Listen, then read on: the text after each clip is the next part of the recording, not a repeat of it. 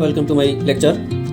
আজকে আমরা আলোচনা করব পদার্থবিজ্ঞানের দ্বিতীয় পত্রের তাপগতিবিদ্যার সিস্টেম, হোয়াট ইজ সিস্টেম। পদার্থবিজ্ঞানে বিশেষ করে থার্মোডাইনামিক্স বা তাপগতিবিদ্যার সিস্টেম হলো নির্দিষ্ট কোনো জায়গা বা বস্তুর সমষ্টি যা নিয়ে আমরা গবেষণা পর্যবেক্ষণ করি। নির্দিষ্ট কোনো জায়গা বা বস্তুর সমষ্টি যা নিয়ে আমরা গবেষণা পর্যবেক্ষণ করি, তাই হলো সিস্টেম। তাপগতিবিদ্যার সিস্টেম তিন ধরনের হয়। উন্মুক্ত সিস্টেম বা ওপেন সিস্টেম, বদ্ধ সিস্টেম বা ক্লোজ সিস্টেম, বিচ্ছিন্ন বা আইসোলেটেড সিস্টেম। উন্মুক্ত সিস্টেম বা ওপেন সিস্টেম কি? এটি পরিবেশের সাথে শক্তি বা ভর উভয়ই আদান প্রদান করতে পারে।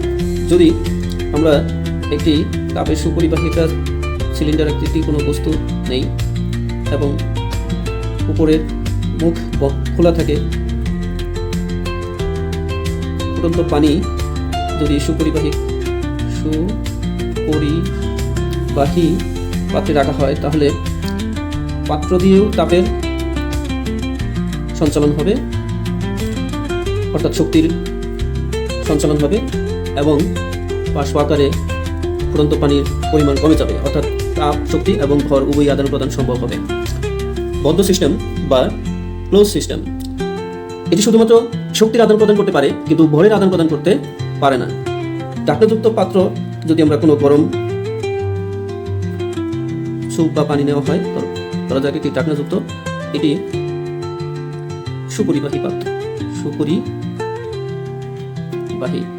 এখানে ঢাকনাযুক্ত, এখানে যেহেতু ঢাকনাযুক্ত সেহেতু ফুটন্ত পানির পরিমাণ যা ছিল তাই থাকবে, অর্থাৎ বাষ্প আকারে যাওয়া সম্ভব হবে না।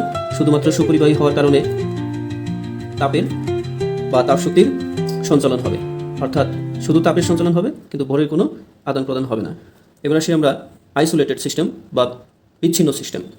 এটি পরিবেশের সাথে শক্তির বা ভর কোনোটি আদান প্রদান করতে পারে না। যেমন একটি থার্মোফ্লাক্স, সাধারণত থার্মোফ্লাক্স হয় তাপের কুপরিবাহী